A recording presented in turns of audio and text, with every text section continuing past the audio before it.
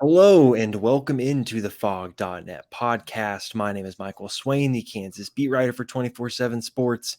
We've got a fun recruiting centric, cave football recruiting centric podcast coming your way this weekend. I'm joined by Kevin Flaherty. We're going to talk about everything going on in the world of Kansas football recruiting, as what I think is probably the biggest June on the recruiting trail and probably over a decade is on the horizon. So, Kevin, I know we're getting out of basketball off season and we're moving into football recruiting. Well, what kind of your days look like nowadays when you're kind of in the middle of it all? Yeah, I think that at this time of year, you're going to different camps. I went to Sharp earlier this week. You wound up going to the Kansas's elite camp, and then it's like you were saying though. This is about as busy as I can remember a Kansas football recruiting schedule can be. It's almost like one of those. Back when I covered Texas, they had the junior days where they'd have like 15 or 20, really high profile guys in all at once. And KU isn't necessarily doing that all at once, but it feels like a junior month, if you will, don't you think? With all of the guys that Kansas has coming in, I mean, we could look back on signing day and kind of say this June was the key to either Kansas getting the recruiting class that it wants or not getting the recruiting class that it wants. Yeah, I mean, there's a lot really that's going to go on, over the course of June and really even into July, because I think for a lot of these recruits these days they do take their visits. And I think Yeah. especially now with the rules changing, where I think unlimited official visits will be a thing this fall, it seems like a lot of recruits could take their visits and then decide in July. So I feel like a lot of moves will be made in the month of June, and then kind of decision making time, public commitments. A lot of that will come over kind of the last week of June into July. So I think you're totally right, Kevin. I mean, the class will be shaped, I think, in this month. And this is something that I think, you and I have both kind of said in the podcast, and what I've mentioned on kind of the VIP message board before is, this coaching staff is going to build their classes, the majority of it, kind of in June and then in December. You can't really read into who they get early on in a cycle. I think for the most part, they've done really well in this 2024 class, getting some early commitments. And I think the first guy we'll talk about here today, Jonathan Kamara, I think is a really good addition. And when I look at just the class overall now, you've got a quarterback committed in Isaiah Marshall. That's a really Sure. good position to have early. Even if you're not recruiting offensive players, I think defensive players too, you look at it and say, okay, they got a quarterback. And then you look at Isaiah Marshall's offer list, right? Pushing double digit in terms of Power Five offers, right? Committed early, didn't even take the official visit. Like all those things kind of check off and will catch a recruit's attention. So I think overall the class is in a really good spot. And I think first off, let's just talk about Jonathan Kamara. The most recent commitment happened last weekend. He committed after he took his unofficial visit to campus. That visit happened the week prior. He went with his uncle. He goes by the nickname John John. He's got a really fascinating story. Born in Liberia, moved to the U.S. with his uncle, lived in Philly for a while, then was down in Arizona at Desert Edge. And then he went to go live in Orlando for 1 year. And I'll pull up his high school tape here in a second. And that was where he played his junior season. And then he moves back to Arizona, wants to play with some of his old high school teammates. And KU finds him and really latches on. Kevin, I guess, throughout the course of this recruitment, what were some of the things that kind of stood out to you? Because I just look at it and I think this recruitment overall just checks a lot of boxes for Kansas. So what kind of caught your attention, and then I can kind of dive into it more? Yeah, I think Kansas is really looking for traitsy guys, it feels like, in this class. They want to get the guys who have length that they can develop, especially along the offensive and defensive lines. You're seeing that they're looking for guys that have speed and sort of those times and things like that. And we've talked about it before on this podcast. This is a really good developmental staff. If you give Scott Fuchs an offensive lineman who has the right kind of frame and length and things like that, you can depend on him to teach him sort of the nuances of the position. You can't teach a guy to have the right kind of length or the right kind of body or things like that. And looking at Kamara in particular, you and I have talked about this, off the show. He's got hilarious tape because you look at a guy who is going to play linebacker at Kansas. I would see him plugging into, Craig Young's spot at that Hawk spot, and he's playing cornerback in high school. And when I say that, a lot of people will say, "Oh, you mean like a nickel safety or a nickel cornerback spot?" No, Michael, this guy is playing flat out on an island as an outside cornerback at 6'4" and 210 pounds. What do you like about Kamara? Yeah, I think it's just that, right? I think the versatile skill set. You look at what Craig Young has brought to kind of that hawk position, and so much of it, for me at least, I look at it and say, what exactly does Kansas want there? Well, they want a guy that can play in the box, right? Help stop the run, and then a guy that is athletic enough to go cover in space. And I think you mentioned the island part of it. I think Craig Young was put out on an island a lot, Yeah. last year. I think that'll continue this year. And I think when you look at Kamara, the fact that he's got this background where, he was, he just kind of has kept growing, right? Kind of like Yeah. 5'10" a couple years ago, and it just kind of kept growing into being this 6'4" guy that's got long arms. He's 210 pounds right now, but if you look at the photos of him from the visit, wearing the shoulder pads and wearing the uniform, you just see how that could fill out over the course of kind of his Sure. first 2 years in the program. And I just look overall and you say, okay, he's got the background of playing corner, so he knows how to play in space and be comfortable there. Well, he's also got this kind of physical knack that you see on tape, He right? does. Where he's not afraid to go make tackles. And I think if you got one criticism of Craig Young, it's he plays like a wide receiver sometimes. And Yeah. that's totally understandable. He was a wide receiver in high school, right? That's what Sure. he was. And he switched positions in college. But I just think with Kamara, you see some of those defensive instincts that maybe someone that hasn't played defense for their whole life may not have. And so I think you look at the ceiling and the projection for someone like him, right? I think it is athletically. I'm interested to see how he does, right, at Kansas. The track times aren't great, but I got pushback on that when I wrote about it. People kind of mentioned that, hey, look at kind of the catapult miles per hour times. And he was at about 19 and a half miles per hour this spring, which is pretty good for a high school senior. So Sure. really fascinated to see athletically where he ends up being at Kansas. But I think in terms of frame, the IQ, I think personality wise too, getting to talk to him, just a really high character guy. So I think overall it's a really big addition in terms of the skill set and fitting a very specific position on that Kansas defense, right? This isn't saying, oh, he's going to play corner or he's going to play defensive end. Like, nothing against those players, but it's not necessarily the most complex position. Well, this is. And so I think that's huge. And look, I think the way the recruitment played out, I think shows how good of a job Kansas did recruiting him. You look at someone being from Arizona, Yep. right? Granted, background elsewhere in his life, but lives in Arizona. Arizona State offered him the day he was traveling to go to Kansas. So did Washington. And those are two West Coast schools, right? Closer to where his uncle lives right now. And so you think, okay, maybe this will cause, maybe some pause. Maybe he won't decide to commit to Kansas now. Well, what does he do? And he decides to commit on the visit. I think that just speaks to the relationship Jordan Peterson has with them. I think just the job Kansas has done recruiting the high school. And I'll lead that into our next point here, Kevin. The Sure. Desert Edge High School is becoming pretty big for Kansas this class, right? You look at Andre Gibson, a cornerback, already committed. He committed in March. Very similar type of story, right? Jordan Peterson builds a good relationship with him. He takes the unofficial visit. He Yep. commits.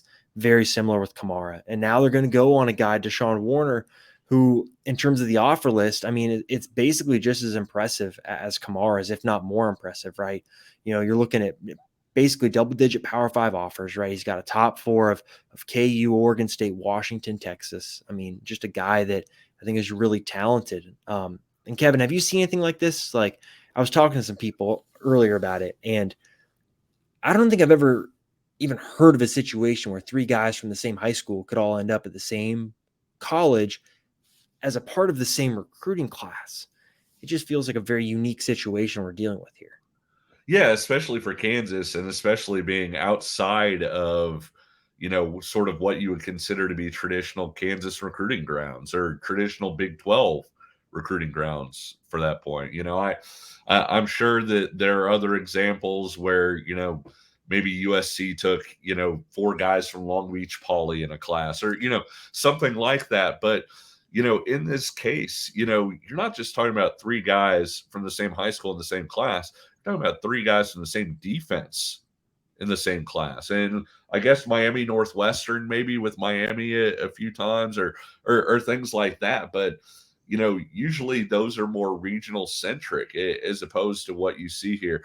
I really like Deshaun Warner's tape a lot. I think he's a really explosive pass rusher. He can get the edge, but I think where he's most dangerous right now is he's got sort of that really quick, step in move where he can come across the face of a tackle that's expecting him to go to the outside. And he does it so quickly and just sort of shoots through. And you see the dynamic. There it is right there. The dynamic athleticism where he can cut across and, be in the backfield before the tackle even realizes he's made his move. If Kansas could get these three defensive guys from Desert Edge, not only would it be good because each player is a really good player in his own right, but Kansas fans, I think, are a little bit jaded from a football recruiting standpoint because they remember, the JUCO Dream Team class or whatever from Charlie Weiss that did not plan out. They remember the Louisianimals class, under David Beatty, where you had a class that, for a little while was ranked in 24/7 Sports, top five, I think. They were fourth or fifth in the country. And like two of those guys wound up coming to Kansas, and Puka and Corione Harris. And so when you look at that, you get a lot of stuff from KU fans where they're like, well, wake me up on National Signing Day or whatever. But that's the thing, is by bringing in three Desert Edge kids, potentially, if they can land a commitment from Deshaun Warner, I do feel like you're making it more likely to get each one of those kids, because I do think that each one of them would be more likely to stick in the class because there are three of them coming to Kansas. Yeah, and I think each one of them individually is good enough to play at Kansas and will be Absolutely. able to have star potential at Kansas. And also keep in mind here, right? Deshaun Warner is cousins with Andre Gibson. Like there's Yep. a family aspect to this that I think can't be understated. And I think what you mentioned there about, Warner's ability, I really agree with. I was talking to Deshaun maybe a month ago, and he mentioned one of his favorite defensive ends in the NFL is Dorrance Armstrong. And it was just so random for me that I'm like, how does this happen? And so I guess he's a Cowboys fan, and being a defensive end, that's who he watches. And so he likes Lawrence on the Cowboys, but he really likes Dorrance Armstrong. And I mean, look, if you're Kansas, right, I think, Daryl Stuckey does some stuff with alumni and former Kansas players. They got to try and set up a FaceTime call with Dorrance and Deshaun, because I feel like Dorrance would do it, but also I think it'd be pretty cool for him to be able to talk to one of the guys that he really is fond of. And I think you look at Warner too, right? And each one of these guys, right? Just the Power 5 offers are legit. And he's taking official visits to other Power 5 schools. He is wanted by these other teams. And right now, kind of the Texas visit is up in the air, but it's one of those deals where I think he'll end up taking it. So I just look at this and say these three are really important, because I think it could unlock the Phoenix area for Kansas and Jordan Peterson, who Sure. is recruiting that area now. And it's an area with the Big 12 expansion, right? You can't understate this. The Big 12 is going to be playing in kind of the mountain time zone, if not the Pacific time zone. And so I just think getting into some of these areas where you see the Big 12 footprint expanding, getting into those areas where, hey, maybe if Arizona does join the Big 12 in a few years, you can look at it and say, hey, your family will be able to see you play in person once, twice during your college career, playing at home, right, in Arizona. And so I think it's a pretty big deal to even be in the mix with these guys, and the fact that it's a realistic possibility, if not a strong possibility, they get Deshaun Warner. I just think overall, Kansas is putting itself in a great spot in this new city, in this new recruiting base, and I think it's going to be huge for years to come. So any more thoughts on Desert Edge, guys, before we dive into some of the specific positions for this June? No, I thought you hit it pretty well there. And I'll be honest, from my side of things, the potential expansion west wasn't something I had really thought about. One thing that is sort of a recruiting truism or cliche or however you want to put it is that players are more willing to travel east than they are west. You know, if you go into SEC country, it's very tough to get a guy who has legitimate SEC interest. Whereas a lot of times people are able to go out west and pull guys from out west to come east. And Like so me.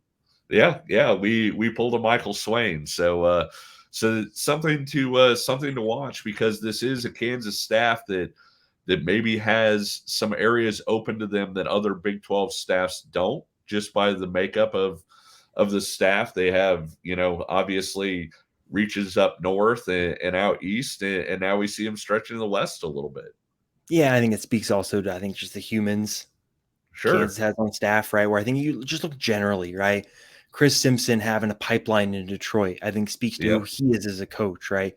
I think Jordan Peterson doing this in Phoenix speaks to who he is as a coach. Even someone like, Jonathan Wallace down in Houston, Brian Borland in Oklahoma, Yep. so many of these guys finding these pipelines where they can go into those high schools year after year, and those coaches know they're going to be taken care of by a good coach. And those players know that the past players that have gone to Kansas or whatever university, right, Buffalo in the past from that school, are going to have success. So I think that's huge. And now, Kevin, I will let you pick. Are we going to talk about some offensive position groups first or defensive? Well, one of the things that I think is really interesting about this class is, I think the defense, there's a lot of talent on it, but I think the way that they're directing the guys that they're recruiting on offense. So let's go ahead and Mm. start on offense. And maybe the first thing that I wanted to ask you about, you look at all the visitors from an offensive standpoint, there's a position missing in terms of skill position guys, that they don't have guys coming in. Where do you see wide receiver recruiting sort of shaking up with Kansas in this class? Yeah, if your name's not Nick Marsh, you're probably not a take. And and I think it's probably more nuanced than that, but Nick Sure. Marsh is a home run type of player, right? Yeah. He's a top 247 guy. He's got his official visit list is loaded. I can pull it up right now. He's a guy from Detroit, right? That Kansas is getting in with, and he's got 35 offers, Kevin. Yeah. 35. And I venture to guess a lot of those are Power 5 offers. So he's a guy highly coveted, really just good football player. And I just don't know if Kansas outside of him would make room, if that's the right way to phrase it. But I just think you look at the wide receiver room right now, this staff is very specific. They want X number of wide receivers scholarshiped on the roster. They just added three, players Yep. enrolled this week, and they just added three. And they're not going to lose anybody after this year. At least they're not guaranteed to lose anybody after this year because of exhausted eligibility. So it creates a situation where, do they have the spot? I mean, if a big time playmaker wants to come, yeah, sure, but it's not one of these things where they're going to go get a mid 3-star guy that they could go get next cycle, right? Yep. I just don't see that happening. So wide receivers one, I think they'll probably end up just passing on and using that scholarship spot for a different position of need this cycle. All right. Now, the next question for you on the offensive side of things, running back. You have Hmm. Red Martell in the class. I think both of us, like some of the things that he does, but look at all those running backs visiting Kansas this month. Can you break that down a little bit? Yeah, well, and we're even missing one. I'm still working on getting, 100% confirmation that Frankie Arthur is going Yep. to take his official visit. So I'll kind of just run through the month here. So Red Martell is committed right now. He was the first player to commit to Kansas in this class. He is a more physical style of running back. Think Daniel Hishaw. KU now wants a guy that's got some home run speed. And I think you look at Yep. the track times of all these guys, and they're freaking legit. Like, it's guys that have great speed, A plus athletes, and that you can create a, you know, lightning and thunder. I hate that's a great cliche, but whatever. Type of dynamic. And so coming in first is Harry Stewart. This is a player from kind of the Dallas area that KU's been recruiting for a while. He announced his top 5 on Friday. It's got KU, Baylor, Cal, Missouri, and SMU. Right now, KU and SMU are his only 2 official visits. He'll be in Lawrence next Friday.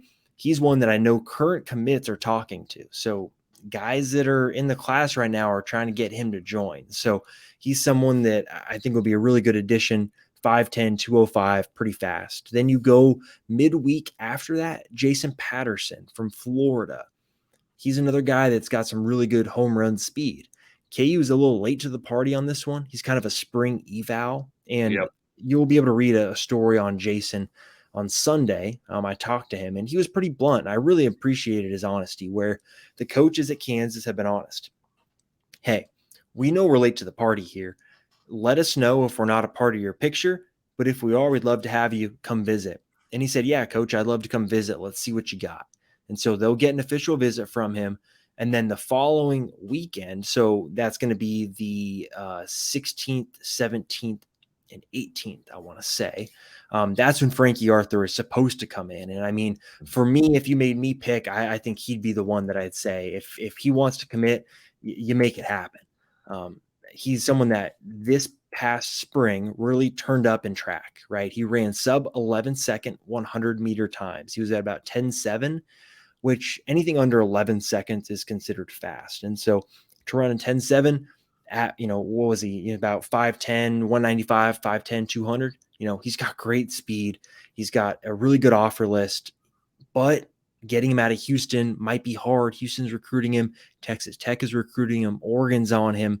Might be a hard one. And then you go to the last weekend of June, and that's when Jamal Wiley will be on campus. He's probably a little bit bigger in terms of the profile, right? He's 6 foot, 210. KU had him He and on campus. Stewart are kind of the bigger backs of this group a Yeah. little bit. I know Stewart's not especially tall, but he's a well-built guy. He's built a little bit more like what you currently have, I feel like, in the Kansas backfield. Yeah, exactly. And so he was on campus for a junior day visit Yep. in March, I want to say. That's when they're doing most of them. So he's been on campus before. The coaches know him. And then finally is JT Bronaugh, who we talk about, what someone like Frankie Arthur ran at 10.7. Well, he was running 10.6. Yeah. So he's a little bit faster. And so he's going to do the Mercer camp on Friday, June 2nd. So by the time you're listening to this, he did the Mercer camp. The expectation is he's going to get more offers after this camp. And so we'll see how the landscape of his recruitment changes. KU offered him 10 days ago, I want to say. I need to look at my calendar. 10 days ago, and they were only his second Power 5 offer. So he's just now coming on the scene. So a pretty young recruitment, but overall, the running backs they have coming on campus are legit. They've all got multiple Power 5 offers. They've got Power 5 schools recruiting them. I put this in a story on Friday. I would take any one of these guys coming in to visit. I just think that that's the level of talent they have coming in where I don't think there's really any concern. Well, can this guy play at Kansas? Oh, why does this guy not have much else going on? Like most of these guys are getting recruited elsewhere. And I think that's a really good indicator that, if other Power 5 schools want him, he's got something going. So overall, it's a star-studded running back class potential for Kansas if they can get one of these guys. Yeah, and I think, your point about the speed is well made in that when you look at how successful they were at Buffalo with Jarrett Mm-hmm. Patterson, hitting home run balls and things like that. You talk sometimes and talked before the show actually about making bad blocking look Mm-hmm. good. The other thing is making good blocking or perfect blocking look perfect. If you get a hat on a hat, for somebody like an Arthur, he's going to take it all the way. It's not going to be a 20-yard gain. It's not going to be a 30-yard gain. It's going to be a touchdown. And the band is playing. And so I think that's an element that they don't have a ton of in the offense. I do think they got a little bit of that with Johnny Thompson in this past Mm-hmm. class. And adding another player like that in this class is only going to take the offense up another notch. Exactly. I think it's just adding another dimension to what they have offensively. You look at what the running backs do right now. Devin Neal's a great all-around running back. Daniel Highshaw's a really physical guy, Yeah. right? Good blocking, can catch out of the backfield. But what Kansas doesn't really have is like a home run guy. Like Yep. Sevion Morrison would be that, but he didn't really see the field much last year. So I think getting a high school guy like that would be really important. I think just in general, really trying to now back backstock this running back room so that when Hishaw and Neal move on, they've got young guys that are ready and have been in the program, know the offense, are physically ready to play. That's what I think is pretty big. And you mentioned the blocking, right? Making bad blocking Nice look. segue there. Yeah, you see what I did there? Let's I talk did about see Caden that. Massey because Sure. he's kind of the top in-state lineman. KU does have other linemen coming in. Harrison Utley is a guard from Oklahoma that Yep. Kansas has recruited really, really hard. I think they're in a really good spot with him. Grant Ellinger from Illinois is someone that Scott Folks went up and watched in the spring. Both of those guys are going to visit. And then there's David Abajian from California, KU, early Power 5 offer. He'll also visit. But I think you want to talk about top names on the offensive line board, right? The big kind of home run they're going to hit. Think Calvin Clements last year. That's who Caden Massey is. And Kevin, we both got to see Caden in person at the UC Report in Kansas City. Sure. You got to see him again at the Sharp Combine on Wednesday. What'd you like? What'd you see?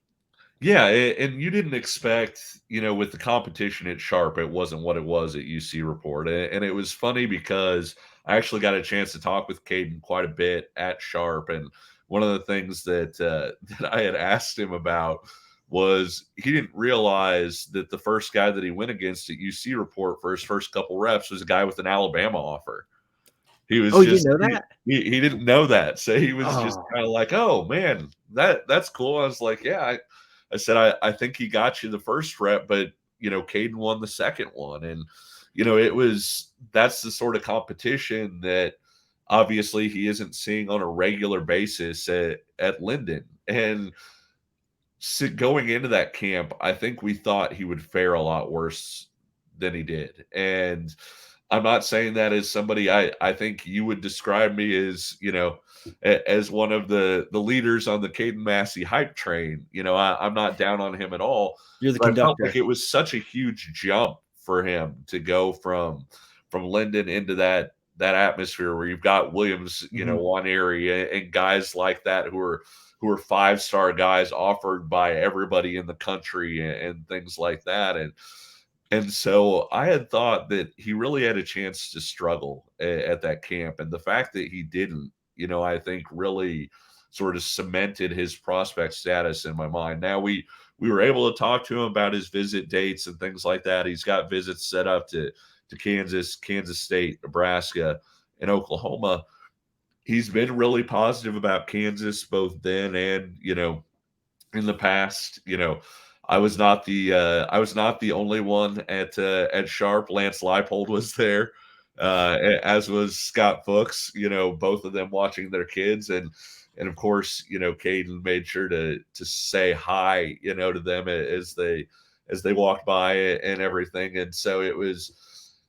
I do think that Kansas sits in a good spot here. I'll be interested to see after all the visits play out and everything how all of that matches up. But I don't think that you could look at one part of Caden Massey's recruitment and say, "Oh man, I wish Kansas would have done a better job of this." I think they're doing what they need to do to put Yeah. themselves in the discussion to potentially, be there at the end. Yeah, exactly. It's the second coming of Calvin Clements, I guess you could Yeah, say. sure. It's the same exact deal, right? Kansas has done everything it can. They pulled out the red carpet for him when he visited in the spring. Yep. He met with the chancellor. These are things that not every recruit gets to do. I will say Ole Miss, it sounds like, is trying to make a push for a visit here. Yep. Fascinated to see what happens there. Obviously, Jake Schoonover was on Kansas's staff, knows the Kansas coaches, and is now at Ole Miss. And I think he's trying to make a push here to get Caden to visit Ole Miss. So we'll have to see what happens. Some stuff to keep track of here as June gets underway. But yeah, I think offensive line wise, I'm really fascinated to see what happens because you're looking at, last year, right? KU takes Calvin Clements, but they took Joey Baker the year before, and we'll see what happens with him. There's James Livingston, who's a tackle, but they need some interior guys. And that's where I Yeah. look at, Harrison Utley and Grant Ellinger and say, hey, those are two guys. If you take both of them, I think you feel pretty good. Interested with Utley, right? Doesn't necessarily have a ton of Power 5 interest going on, but KU has seen him so much that if they feel good about the evaluation, you got to roll with it, right? That's the whole thing about this staff. They stick to their evaluation And if other schools are missing it, that's on them, So I think it's really fascinating to see where this all is going to play out. I think you look at the positions in terms of numbers now, linebacker is about as competitive as it's going to come. Sure. With Jonathan Kamara committed now, KU's probably going to take one more linebacker. And you got a list here that I'm going to show to our YouTube audience. I'll run through it.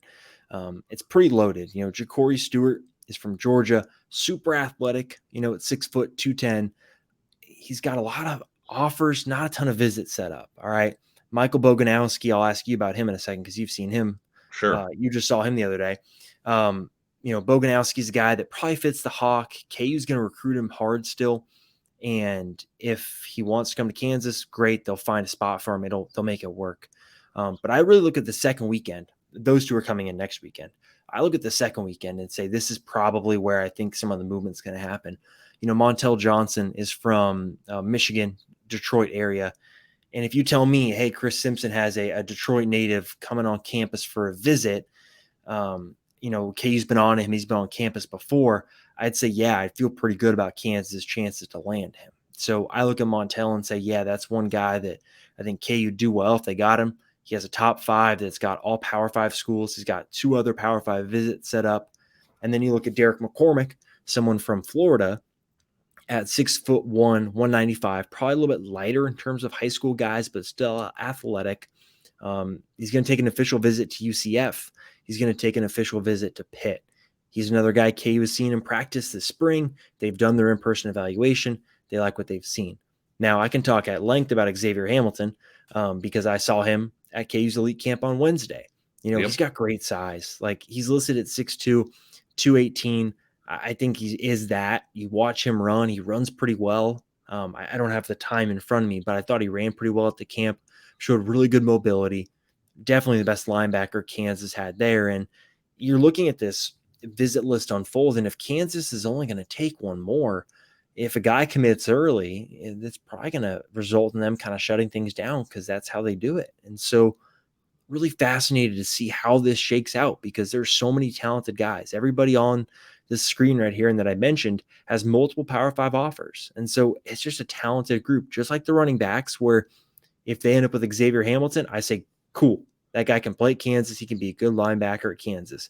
If they take McCormick, Johnson, Boganowski, Stewart, I say the same exact thing. And so Sure. I just look at his position overall and say Kansas is well positioned to fill that second linebacker spot, and have it be a really good player.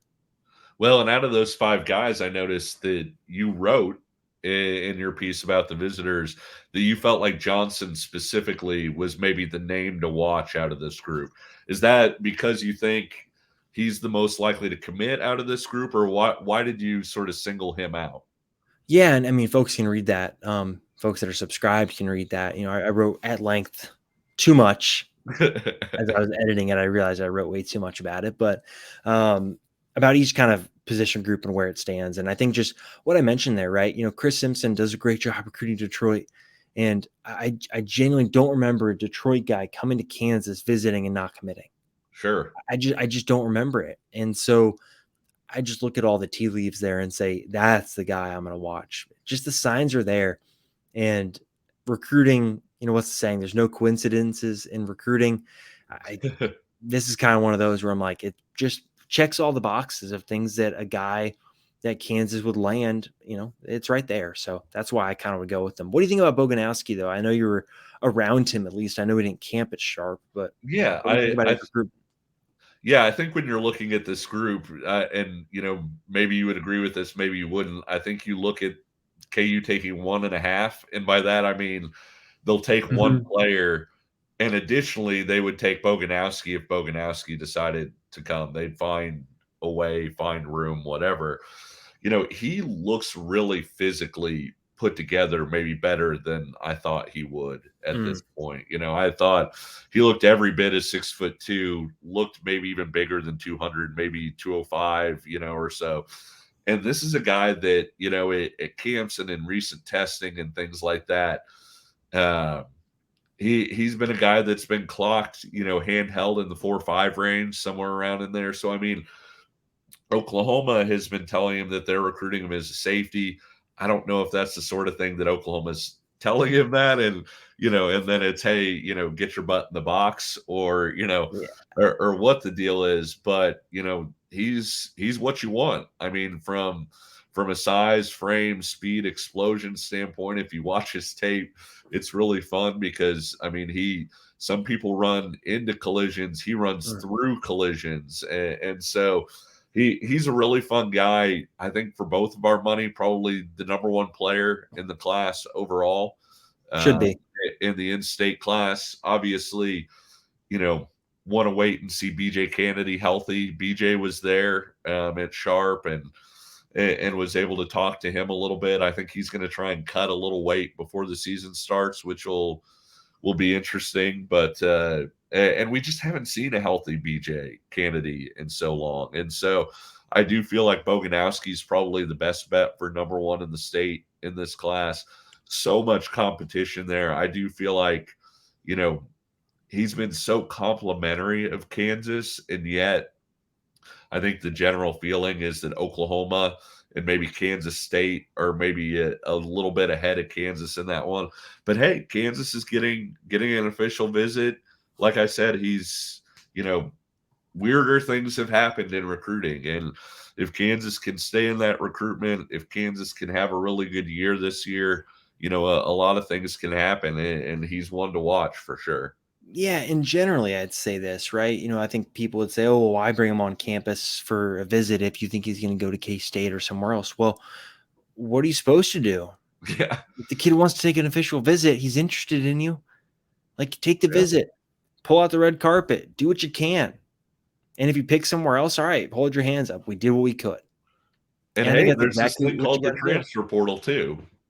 Yeah. And I mean, as we've seen with transfer portal stuff, I mean, those decisions get made so quickly that having that step ahead where if he does go to Oklahoma, or if he does go somewhere else, doesn't like it, decides to come Mhm. back, having already had him on campus, having those relationships, making those contacts, that can only help you. And so even in today's college football day and age, obviously you want to win the initial recruitment, but just because you don't win the initial recruitment, that's a lot of times that's not the only recruitment there is. And so you're putting yourself into a strong position both for this class and in the future. Exactly. And so I got one more position group I want to talk about. We hit on Warner earlier, Yeah. but another one, you just look at the defensive linemen coming in. Um, if you're watching on YouTube, right, you can scratch Xavier Porter off of this list in terms of defensive ends. He's going to be a defensive tackle at Kansas. That's a Jim Panigo special right there. He's 6'2", athletic, and they'll add weight and he'll be good. In terms of actual official visits for defensive ends, I mean, Kevin, this is like we talk about the running back group and talk about the linebackers, and for my money, this is the visit list. Like Yes. these are the dudes. You start off in the first weekend. You've got Dacius Brinkley. I really hope I pronounced his first name right, but this is a guy that is ranked in the top 100 or top 200, sorry, nationally. Just a great athlete. Would be a guy that probably would play the weak side defensive end spot at Kansas. Offers from everywhere. Texas will probably get him on campus for an official visit too. He's taking his first visit to Kansas. You got Joseph Anderson, who's currently on campus at Nebraska.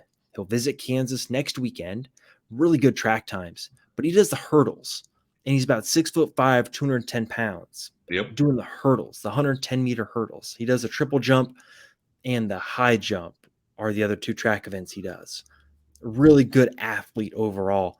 And then you go to Elias Williams. Again, another really good athlete. He's going to do a midweek visit, so he won't really be around like a huge group of guys, but another one that's going to take visits to Missouri, Indiana, UCF. You go to that second weekend. Charles Anderson's really fascinating. He's like an AAU basketball player, but he's 6'7", 240. He's going to be at Northwestern first, then he's going to go to Texas Tech, and then he's going to go to Kansas. I think Texas Tech, right? You look at a guy being from, Pearland and from Texas, and, Joey McGuire does a great job with that state. Um, they might be hard to beat for him, but still, you're looking at getting him on campus for a visit. And then you go to that final weekend of June, and that's when Deshaun Warner's going to visit. And then Tamarick Johnson, I really like his tape too. Another guy that Kansas had on campus in the spring for a visit. Really liked what he saw at KU. Then KU just offered him a few weeks ago. Things have really progressed well. Taiwo Onatolu has recruited him really hard. Terrence Samuel's been involved as well, and he's going to go visit Oklahoma State and KU and Cal. And so, really interesting story on him, actually. He wants to study cybersecurity. Tell me the last time you heard a recruit say they want to study cybersecurity. I love that. It's Oh, cool. yeah. But Yeah, yeah, that's overall, awesome. I think you look at this, just the defensive ends, and it's just star-studded. Guys that Power 5 offers. I think the only guy with less than 15 offers total is Charles Anderson, and his recruitment just started blowing up this spring. Everyone else has over 15 offers. It's crazy. And I went ahead and before the show talked to Brian Peroni down at our Texas A&M site, he's huge on Houston area recruiting, has been for forever, and said, "Hey, what's up with the Pearland Dawson kid?" And he goes, "I'm guessing you're asking about Charles Anderson." And I said, "Yeah, it's it kind of an interesting deal." He goes, "Man, he looks the part, and when you watch the tape on him." I mean, this is a kid who's just a baby from a football standpoint. I mean, he's raw, he's all arms and legs. And, if he's legitimately 240 pounds, which he looks like he is because he is 6'7", and the tape definitely looks like he's 6'7", this is going to be a kid that would be a strong side and for Kansas because he's going to be 265 pounds next time he sneezes. I mean, his body is going to grow up quite a bit, and yet he's got good feet. He's got athletic potential. He's still figuring things out, but this is a guy you absolutely want to take a swing on as like a strong side type end. And Kansas does have that split a little bit. When you look at Jeremy Robinson is thicker, more dense in his build and everything than what you saw on the weak side end last year. And so they do kind of have that separation a little bit. I think Deshaun Warner, looks like a terrific weak side end, down in the future. But yeah, it's a pretty exciting group. And you look at how well I thought Kansas did last year in defensive tackle recruiting and getting the kinds of bodies and players in that group that they really wanted. I feel like this could be a class where we wind up looking back 2 or 3 years from now and saying, okay, they grabbed 2 or 3 guys, because I think they'll grab a weak side. They may grab a strong side as well. I think they'll grab at least 2. But Michael, with this group, and would you be surprised if they took 3, if 3 were available to them? Yeah, probably would, just Okay. numbers wise. Yeah. I don't know. I think generally though, I look at the defensive ends and say, okay, like Joseph Anderson is probably a strong side guy. And like you mentioned, Sure. Charles Anderson is also probably a strong side guy. Yeah. I'm more fascinated by the question of would they take 2 weak side defensive end guys, right? Yeah. If Deshaun Warner wants to commit and Tamarick Johnson wants to commit, would they take both of those guys? Like, I genuinely don't know the answer to that. But I think for me, that's a more fascinating question because there is a you can differentiate with those positions. And I think Sure. KU at times, right, they like to say, okay, well, we're going to do, we're going to play them on both sides. But you say that, but also like, are they really? And so I think maybe splitting them up more might be better. And so I think that for me is what I'm really interested in knowing, not that I'm going to know, but, would they take 2 weak side guys if it meant no strong side? I don't know. Yeah. Yeah, and it may just be, hey, let's take the 2 best guys and figure it out, if they're in that situation where they say, hey, we could take a worse guy, maybe even a guy who's not on that list at strong side end, or we can take one of our priority guys at weak side.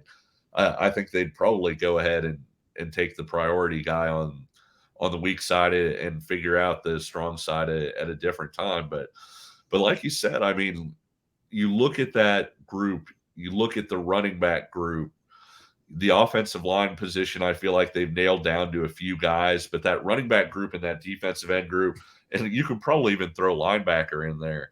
those are some pretty loaded groups in terms of, hey, not only are they bringing in guys, but they're bringing in guys who have other Power Five options. And I know this sounds, harsh or weird or whatever, who did not have to visit Kansas, and they're coming in to visit Kansas. And I think Mhm. that speaks a lot to the recruiting cycle that they're having so far.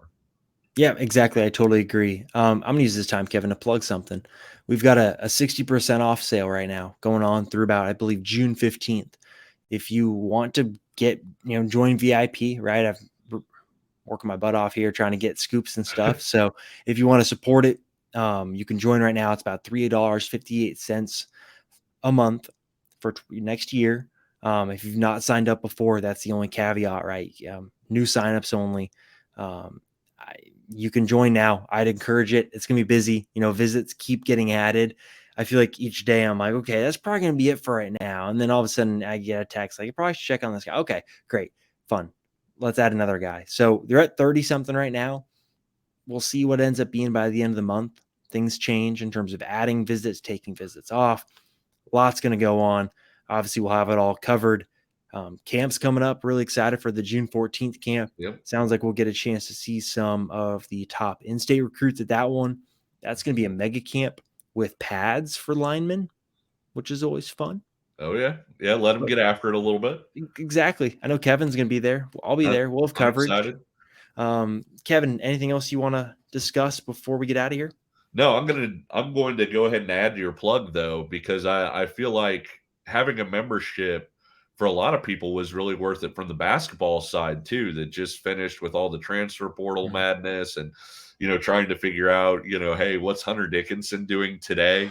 Or whatever else. And if you're not watching along, that was Swain taking a deep sigh on that thing. But I can't tell you how many Nightmares. people, that were subscribed through the whole transfer portal madness and everything who said, they were coming to the Fog to get that information and they were really living through it. We've got a great team of experts that are there, regularly and dropping off information. So if you're trending more basketball than football, you're going to find plenty of information too. And if you're a football head like we are as well, you're going to have plenty to keep you busy. So I think it is definitely worth half of what your cup of coffee probably costs at Starbucks right now. So Yeah, and I like to think of it like a buffet. You kind of yeah, come each day, you graze, you pick what you want. You feel some basketball one day, we'll have some basketball.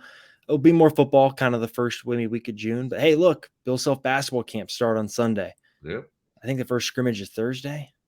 Maybe We I got to check. you do it for the next year. You're getting facilities updates, and you're getting Look at you. insider team information and all kinds of stuff. I can see it all rolling down the road. Yeah, hey, and if you subscribe now in your own basketball, right? Think about this. You'll be Yeah, covered for next year's transfer portal bonanza when it happens again, because that's what college basketball is these days. And what is for football too. I think generally, I'm interested to see what they do roster wise, Kansas. sure. But yeah, Kevin, that's what I got. Anything else you want to talk about? No.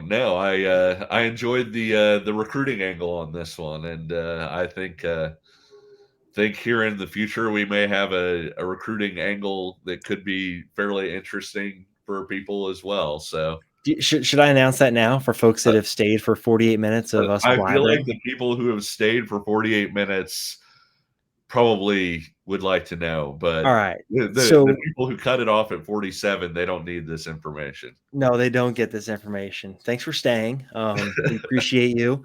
So starting next week, myself, Kevin, and then Ryan Wallace, who covers recruiting for our Kansas State website, gopowercat.com. The three of us are going to start a kind of local centric football recruiting podcast. Probably do it twice a month. Talk about everything going on. You look at some of the top 2024s. We'll just discuss broadly what's going on with those guys. Some of the up and coming 2025s. What's going on with those guys?